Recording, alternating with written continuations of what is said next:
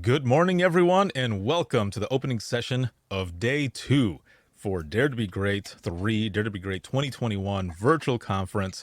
And I'm excited to have my guests here today. They are going to be doing a session called From the Cradle to the Save, and this is with RapidSOS. This is one of our Diamond sponsors, and I cannot thank you all enough for being a Diamond sponsor. This has been an amazing experience, and to be able to have you as part of this and all of the sessions that you have put out there and everything, and just the support and the love from the beginning. You know, I've known the both of you for a long time, and just in general, it's always good to have you here. And for those who are watching right now, we were having some fun in the green room.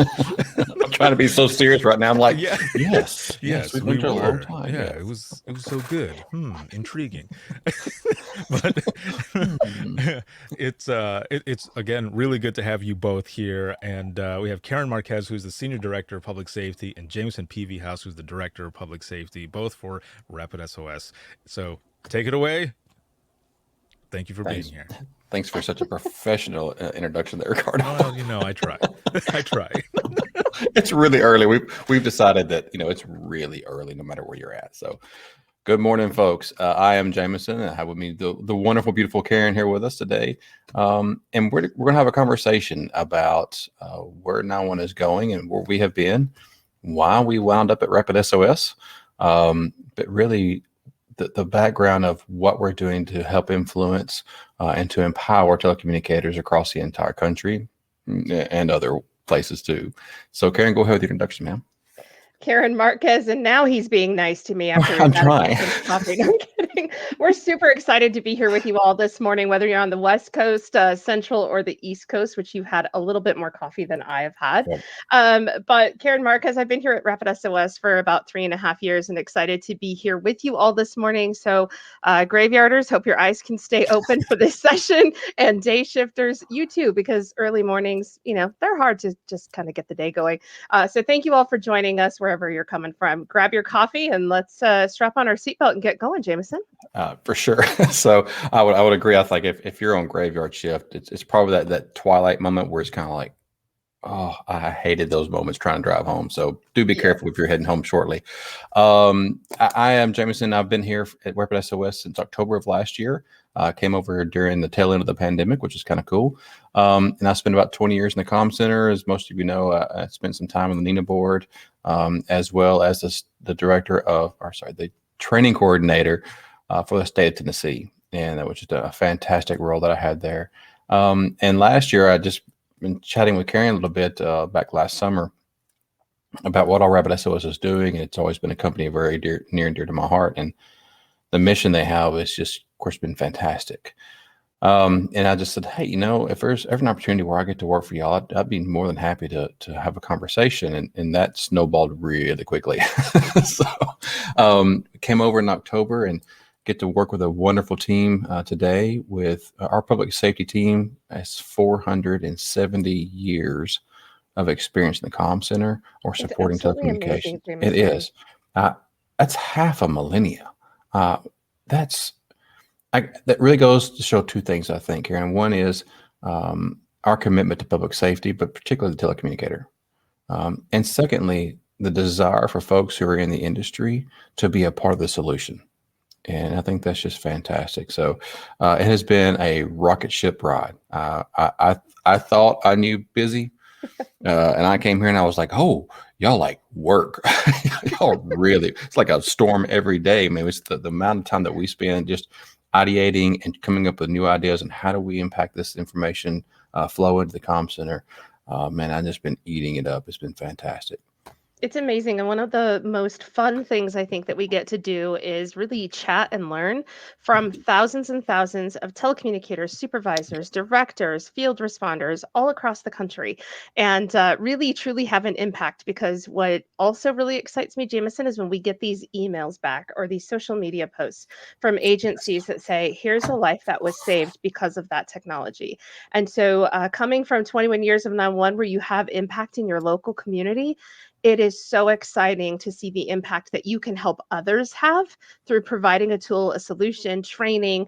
And so today, as we kind of go into Cradle to the Save, Jamison, I just want to challenge everybody that's online right now, folks that are watching later. you're here at a conference that's called Dare to Be Great, and you have sat through sessions or you've watched recordings of sessions that are daring you in your chair, under that headset, in your role as a leader, to be great every day. If you are a telecommunicator that is answering the phone, talking on the radio, you are a leader in your seat. You are leading to your peers, you're leading upwards, and you're leading out into your community. So, we are just going to dare you to be even greater than you already are. Really dig into these sessions and take notes, take information back, and start applying it to your workday because you are making a difference. And so, we're super excited to just dig in.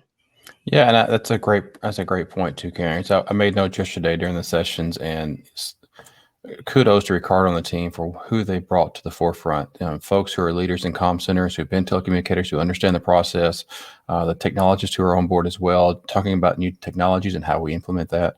And I mean, names that will go down in the pantheons of 911, right? So Leah Missildine and Jim Lake and Jill Plush. God bless that woman and her family. Julie Buckingham, Norma Torres, what amazing job. Amazing. Yeah, right. And Melissa Alterio talking about, just culture. And we spend so much time in our team at here at Public Safety, RapidSOS, just talking about culture, refining that culture and how everybody's a part of that culture, but part of the solution, what it looks like going forward. And it's just an amazing piece to be able to be a part of that conversation and take back tidbits that you've learned already back into the comm center and take that as ownership that you have.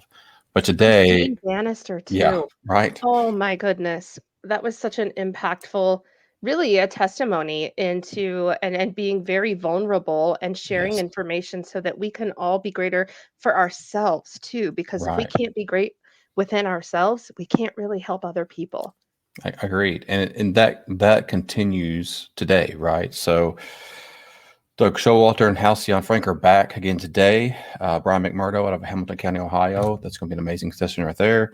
And Joe McCarville. Love hearing him speak any chance I get. And one of my favorites, I'm just going to put a shameless plug, coming up next. You get a chance to speak and listen to Mike Rogers. And Mike has become a close friend and confidant of mine. And I'm always giving him grief. I hope he's watching this morning. He's not an early riser. He's from, I'm making sure I get this right, because if I don't, he will own me for this. He's from the 75th Ranger Regiment. Spent a lot of time overseas doing special operations. An amazing story, and just so you know, he and I go back and forth between Rangers and SEALs. So Mike, Navy SEALs, way to start the day. But you'll get to hear from him in a few moments about how amazing they're taking tech from the battlefield and making it applicable in public safety and giving you, the telecommunicator, tools to really affect a more appropriate response through mapping and video and information. So don't miss that session next. I think it's with you, Karen, coming up here at the next hour. It is, and we're going to have some real world stories too from Lou, City of Miami. So really excited to have her as well. Yes, absolutely. So let's talk about this idea of cradle to the grave. And Karen and I kind of kicked this idea around back last October, just thinking about what we do in the industry as it pertains to data and information. And I have a question to kind of go out and I'm going to throw it here in the chat for just a moment and reply back.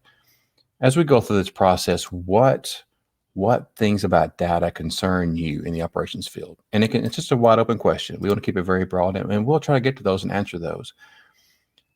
But when we think about when we enter this human space, right, and we are born, even before that, during the pregnancy, there are many times that we have sensors and things that monitor the health of the mother and the fetus to figure out, are things going well? And if you've been in that situation, it's very emotional. It's very stressful for the family. Trying to ensure that, man, we want to have a solid pregnancy, have a great delivery, and then life begins. And we start this process. We bring that child home. We put them into a crib. We spend so much time making sure everything's correct, right? We have the right diapers and the right wipes and the right baby powder, et cetera. But even in that room, we have things like smoke alarms and fire sensors. We have O2 sensors on the infant. So already at the moment of that we bring that child home and start that family union and start thinking about, man, I want to protect this. And automatically we're thinking one of the ways that we do that is through data and sensors. And how do we ensure that we're protecting this valuable life? And that goes on throughout the entire lifespan of this human.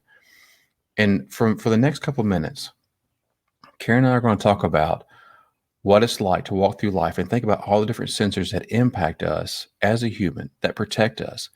And the entire time, these sensors are there, this data is there, this information is there, ready to step in and make a connection between the person in need and you, the 911 telecommunicator. And when that event occurs, that's from the cradle to the moment of the save. And our responsibility, of course, at 911 is to ensure that life continues. So it's not cradle to the grave. It's cradle to the save. And that's such a different mindset about how we think about data and technology. So I'll stop there. And Karen, if you'll pick it up from being a toddler and what we do with that information. Absolutely, Jamison. And I kind of want us all to put a different hat on and play the different role, because as telecommunicators, that is not who we are. We are people that are living our lives in a connected world. So think of yourself also as a consumer. So whether you're a parent, grandparent, you're looking to be a parent one day, think about how all of these different devices that are out in our communities, you may have a wearable right now, you may be in a connected car. So as we take this child from the cradle, they get a little bit older, they start to have wearable devices so you can monitor their comings and goings, and maybe give your child a little bit of freedom. But also, as a former telecommunicator, I have a lot of fear about my kids having freedom Oh, because there's yeah. real world out there, right? And one of the biggest things that I've always been afraid of is child abduction, because I've worked those before. So as a parent, at least if I can monitor my kid's location, I feel a little bit, I guess, a little bit safer, or that I can give them a little bit of freedom and not be super helicopter mom. But we go into, kids that maybe have or are on the spectrum, and what kind of data might be available to help inform responders to locate a child that maybe wanders. Are they afraid of loud sounds, bright lights? Will they wander or walk towards the water? I know that that is one of the most common behavior characteristics for kids with autism. And so, if mom, dad, aunt, uncle, babysitter calls 911 because there is a missing child that has a wearable device and that data is available, we now have information that we can send responders to the right location. We can also inform them on behavior characteristics so they can approach that child in the best way possible. That may be also be an adult, but right now we're talking about kids, right? As we grow through our life's journey. And we have a positive outcome because we know information up front. We're informing our field responders, and we're providing them with that crucial data to not only locate that child, but to give them information to best approach. And I think that's where things get really, really exciting. I also remember so many times, it's summertime. We all know in 911 that folks start to leave their children in the car, unfortunately, and forget about them. And I've never really been able to understand that. But I remember taking some of those calls before too, and they are tragic. We don't have to do that anymore, Jameson. We have Right. sensors in our car to let us know to check your back seat, that remind us to check for your children in the back. And if a crash happens, that car seat in the back may also detect if there was an ejection or if something happened. So that data can help inform to protect the lives as we go through our journey of aging. And we think about how that child continues to grow, and you're correct, right? It's a balance between giving them the freedom to explore and to learn and to evolve as a human, but also to protect, right? And there's such a balance there, that dichotomy of understanding that where do we sit on that spectrum each day? And they start moving about into middle school. They start riding their bikes more, and they're wearing helmets that maybe have embedded sensors. We've had multiple saves from Apple Watches where people have been riding bikes and they have fallen unconscious, and the device actually initiates a 911 call to help us locate that person. Fantastic technology. And of course, with all technology, we always have to figure out what's the best way to streamline that or slipstream that into the comm center. And that's where we get back again that 470 years of experience in the comm center of all the data pieces that we bring into RapidSOS, whether it be location or additional information. We pass that to the actual public safety team and say, how does this make sense? what can we do to make sure this is correct? How can we parse this data so it's easily digestible by a telecommunicator, where it's not going to throw data up on the screen for you and say, hey, here's a bunch of stuff. Go, good luck. We want that to be just as simple and as easy as understand as when you get ready to run a DL or a tag, you know how to read that information back, right? You know exactly where to look. And so that's really important for us. And as we start handing out iPhones and Android devices to our children younger and younger and younger, we now know that we can do crash detection inside the Pixel devices from Android, right? And we're seeing those calls for service come in. We know that we're getting the health information, et cetera, from Apple devices, and now they're really starting to move about the community, and even outside of the region we're not even around. So as they start getting involved in sports, right? We have travel teams and et cetera. Maybe they're traveling with their friends. The ability to be able to say, I know where this person's at. I know where my children are at. I can see that. But also, if there's an accident, getting notified as a parent, but also at the same time that correct information being sent to the comm center to expedite the dispatch services there. So after we kind of get that teenage year and they start driving, Karen, do you want to pick that piece up? This is a really scary piece because I'm getting ready to enter that stage in the next couple of years. And, there's a lot of different types of apps and smartphone applications or things that are embedded in their video games. And so let's think about them getting in a car. Oh, so I cringe a little bit, but there's a partnership that we have with SiriusXM that actually gives me that comfort. And I actually happen to have a connected car, so I'm really excited about this. But I remember when I was buying that car, Jamison, and the sales gentleman was saying, just hit that button, it'll immediately connect you with 911. And I stopped him right there and I said, please don't ever say that again. And I know a lot of you folks in 911 tend to educate people. So I educated this young man and I said, here's how it works. And why I'm excited about this is because when that data is going into the 911 center, it is validated data that there is an emergency that's occurred. And that gives me comfort as a mom, as a parent, or even with my nephew that's going to be driving soon, to know that if a crash happens in these connected devices, that it is not only going to go to the right 911 center, but data is going to be available. So if my child or someone is unable to speak, we not only have location, but we have impact. We have airbag deployment. We may have medical information, emergency contact information being Yes. available so that somebody can call me and let me know where my loved one is, where my child is, where my nephew is, and I can be there with them so much quicker.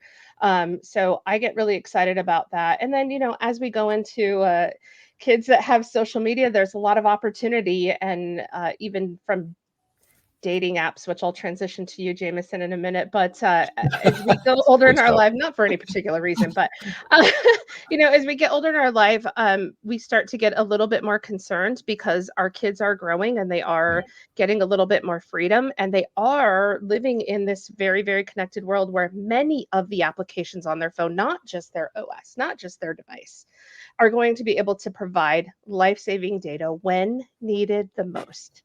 And it's kind of like that insurance package that we pay for, right?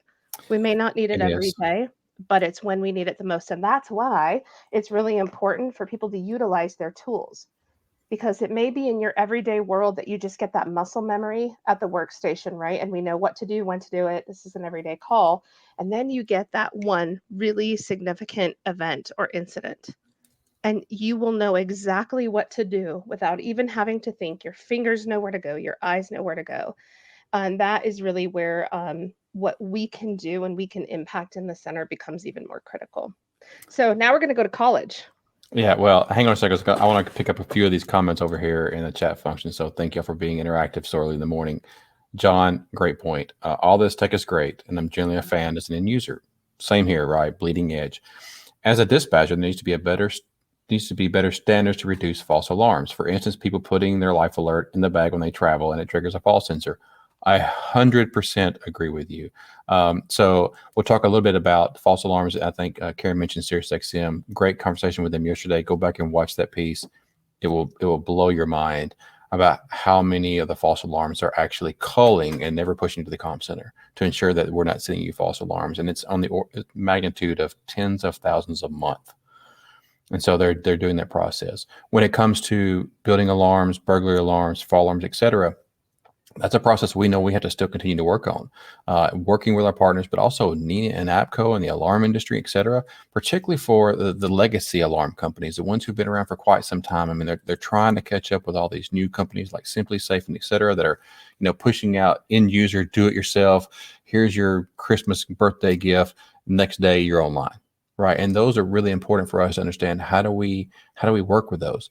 Working with the new technology companies, their speed to market for increasing or decreasing those false alarms and increasing positives is fantastic. Some of the legacy alarm companies we still have to work with and make sure that we're pushing that envelope and saying, hey, how can we do this? Part of that is artificial intelligence. Part of that is, local information that we can have the glean that says, I'm going to validate this before I send it. And so that's really important. I know that I think it was, see what day is this, Wednesday? So many days this week. On Monday, we generated over 800 alarms across the U.S. through our platform. And it was just a fantastic moment to see it like, man, we're sending additional data that the call taker can use and really streamline these calls really quickly. And being able to see those clusters if they occur about what's going on inside this location. So fantastic. Yep, go ahead. I was just going to add there, Jamison, the other exciting piece is because we know that there's a lot of frustrations with all of this data, the way that it's Yes, presented, the way it comes in, false alarms, or even not having a zone description, right? And so that's what I love about the partnership that we have with all of you out there in the community is because we will take your feedback and yes, then we work with these partners to help make their solution better. So your voice is being directed to these partners so that the solutions can be improved the way that 911 really wants to and needs to receive it. And while yes, we're going to work on industry standards and best practices, et cetera, we know that that takes time, right, Jamison? it does. You've It been takes a involved little in that time. before. And these companies just move a lot faster. So we're going to help guide the conversation, but we're going to do that with your voice. Yeah, and Kimber highlighted a great point. Thank you for calling that out. The emergencyprofile.org. Man, if you're out doing PR campaigns in the community with fairs or things coming up over the summer, concerts, et cetera, you have a booth set up for free. You can have all your local residents sign up at emergencyprofile.org, and at time of call, we'll deliver that information right into your comm center. And it's amazing what they can put in there. We're seeing some really great returns on that investment for us, and it's free to y'all. It's free to y'all. It's free to the community. They don't have to sign up and don't pay anything. If they have iPhones, you can do it right inside your iPhone. So again, thanks for bringing that up. I'm glad you did.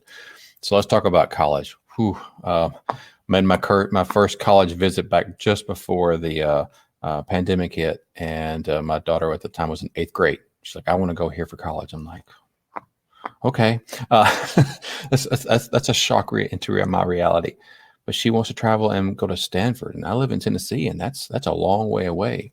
And being able to know that she's protected through her device, which never leaves her hand, for if she's out dating or out with friends or out and she's mobile or what it may be, just having that ability to not only initiate calls for service to 911's traditional way, but also having things there that we can interact with those persons and protect them. Apple Watches as well, all these connected devices that we wear. And there are, like you said, Karin, applications that really do help us in those moments of great need to pass information or protect that person.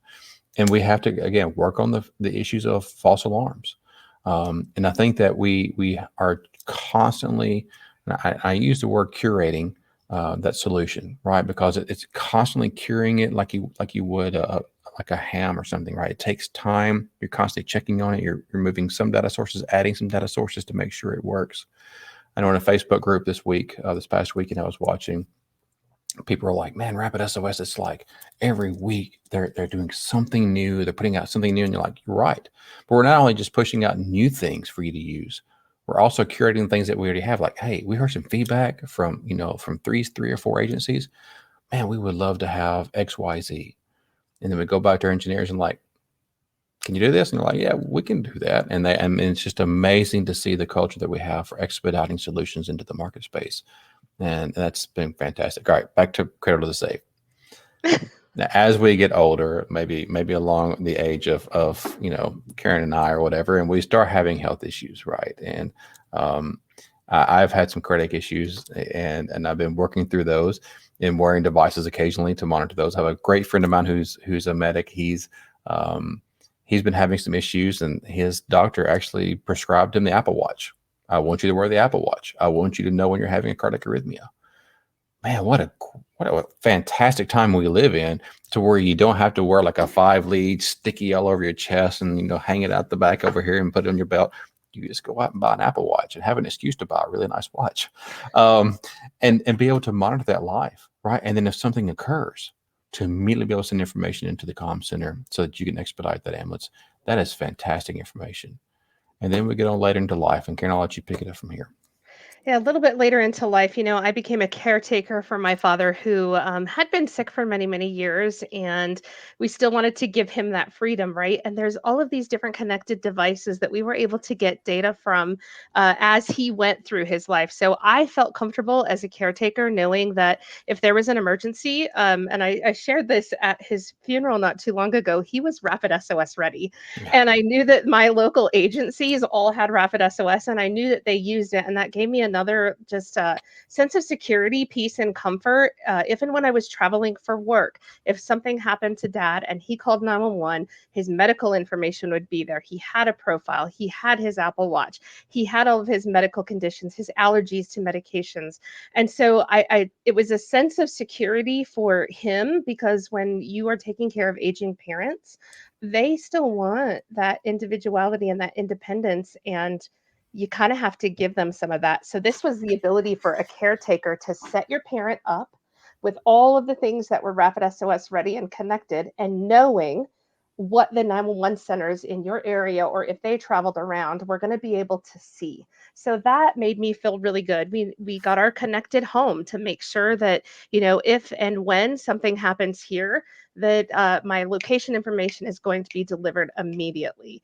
I got my mom hooked up now with her medical information. And even when we were sharing about Rapid SOS Ready at his funeral, a lot of people came up to me and said, "What does that mean?" And it was a chance to educate folks on creating their emergency profile, entering their medical information into their Apple Watch, setting their language settings if they're not English speakers, right, Yeah. into their device. Because for both Android devices and iOS devices, if they are not native English speakers, that information is really important to have as that call comes in, so you get the right interpreter on the line as quickly as possible. So all of these things are going to help enhance and improve the way that you are able to be great for your community members and the way that you serve your folks. And we're going to try to empower you the best that we can by organizing that data, making sure it's relevant data, making sure that it's timely and that it's useful for you.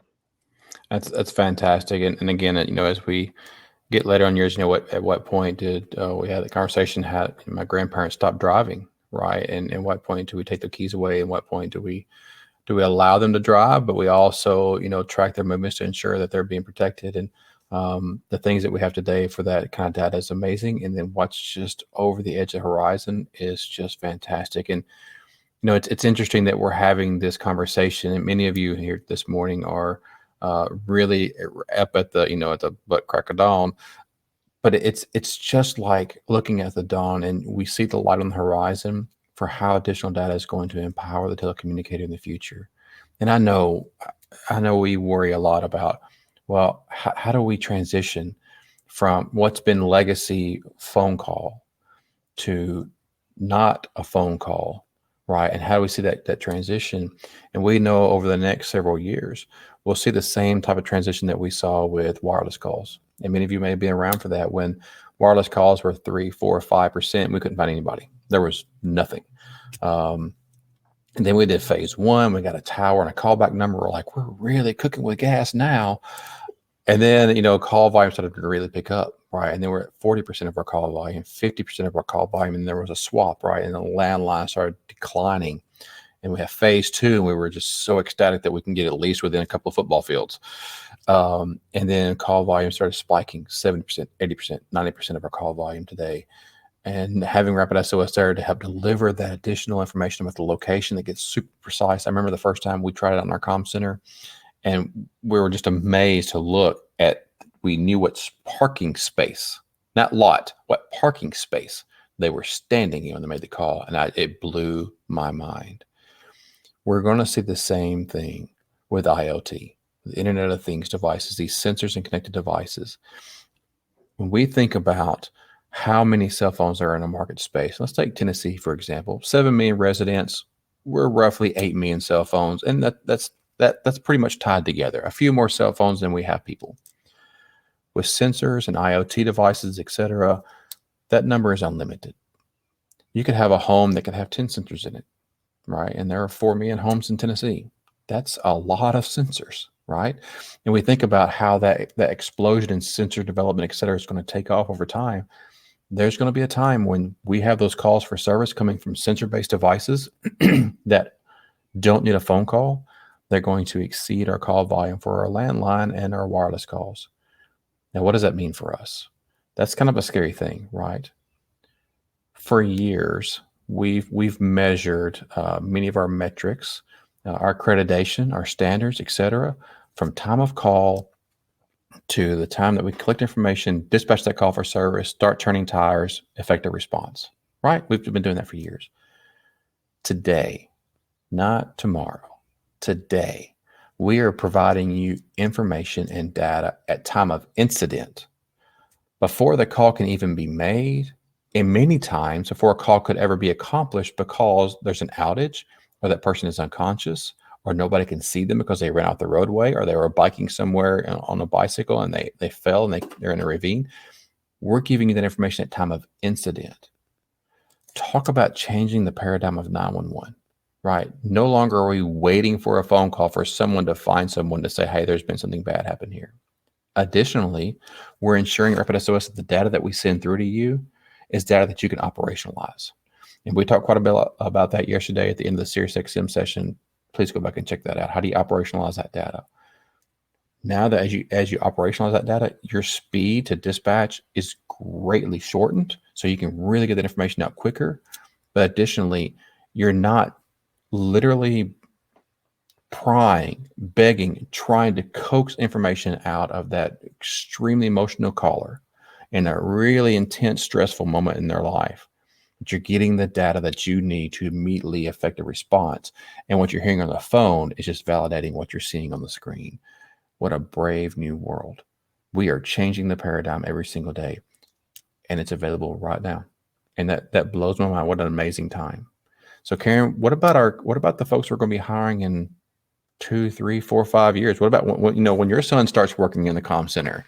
Do you think he's going to be able to keep up with all of this? Because I've watched my son play video games. I have no concerns.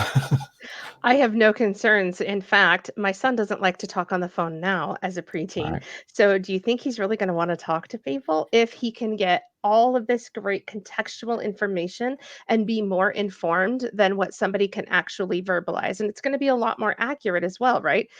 Even with video coming into the scene, if we have somebody that is taking a video of a structure fire or of an incident happening, we can actually see for ourselves what is Yes. going on, and we're not relying on maybe panic or anxiety driven responses. Sometimes when our emotions get in the way, I believe it was Samantha talking about this the other day, when our emotions get in the way as a caller, we may not give the most accurate information. So as we move forward, we do have to think about that next generation telecommunicator, that next generation position that we might have in the comm center. Right. I know some folks are doing like multimedia work where we start to look at those sensors, we start to look at the video feeds, we start to look at other information in more of a contextual way that helps inform our responses. So I am super excited. Again, just to be here today, we are about 3 minutes over. Kimber, I did Uh, see your question, and we will definitely take that feedback to our team. And you're absolutely right. Getting accessibility needs is critical information that we can help inform better responses. So thank you so much. And Elise, thanks for loving our little signs back here too. Absolutely. All right. Well, in closing, we just want to say thank you so much for joining us this morning. Don't forget the session that's coming up with our friends at CRG. And Yes. Jamison, I think for you in closing, before we turn it over to Ricardo, who's going to cut us off. I would just say that if you're up this early and you're already taking care of business this morning and training, you're already great. So be greater. And I know you can do that. Amazing. Well done to the both of you. I was gonna put a message in the chat and just say, just continue. Like you've got a little time. You've got a little, little padding there. There's 15 minutes in between each session, but no, this is This is good. Just all the information that you gave, the whole timeline. I like how you did that. And you were going down, the different pathways there and everything. And just to see everyone in the comments, talking, being interactive, and Yeah. and just going through all of this. But also, Karen, hearing you talk about driving and stuff, like, yeah, my son Yeah, is man. 17, and he was just able to get into one of the trainings actually for this summer. So probably Friday after the conference and everything is over, I'll be taking him out to do some more driving. And yeah, it trips me out. Like, he'd asked me certain things, and I'm like, well, you gotta be aware of everything. I said, and Yeah. especially your surroundings and all. And excuse me. And I said, but there is technology out there that helps with stuff too. And just the look on his face on some of the stuff that you all are doing, is blown away. It's like, well, I didn't know that stuff existed, or that it sounds like stuff from a movie. And I'm like, no, it's here, and it's been working, and people are being saved, and it's amazing because this It type of is. stuff wasn't around there when I was in dispatch. For sure. And Yeah. it would have helped so much with so many different things. But I think some of those things as well kind of helped a lot of us during that time become also the people that we are now, having that experience, and working with all of that. So it was really good. And we just continue to move on. Thank you both very much for again, the comments here, everyone thanking you all. Good start today, and it is excellent. Make sure to check out the next session. Yeah. There are 3 different sessions that are going to be going on. We've got our diamond sponsor sessions, and then the gold sponsor sessions after that. But as Karen mentioned, her session that's going to be coming up is going to be painting the full picture, comprehensive awareness with video, and mapping data. So don't miss that one. Thank you both again, and thank you RapidSOS for being a diamond sponsor. Anytime, brother. Superb. Anytime. And don't forget to join us back later, Oh That's yeah, this right. 5 afternoon. p.m. Yeah. Eastern, Yeah. right That after is the greatness. right. Yeah, it's gonna be awesome. So all of you need to make sure to check that out, because our green room time was fun. It's gonna be even more fun. We're just gonna allow that to spill over. Yeah. It's gonna be even more fun by the end of the day, because we'll be live at I think, let me look really quick. I've got my calendar here. At 5 p.m. Eastern Yeah. time. Yes, 5 p.m. Eastern time. We're going to be live on Facebook, Twitter, as well as YouTube, and we're going to be doing After the Greatness, and it'll be myself, Leah, and Karen and Jamison, and we're going to be rocking it out. We're going to have some guests as well who will be joining us to share some information. From Geocom, so make sure to check that out. We'll go over some stuff briefly with them, and then we are going to rock it out like we always do. So this will be good. Thank you again, and everyone, we'll see you in the next one. Remember, the next sessions, you have a choice. So up in the schedule, click on it, scroll down. There are 3 sessions for the diamond sponsor tier, as well as the gold. So check that out. And then after both of those groups, then we will kick it off with our keynote speaker today, which is going to be Sarah Weston, who is the founder Awesome. of 911 Wonder Women Inc. So we'll see you in the next one. See you, Ricardo. Thank y'all.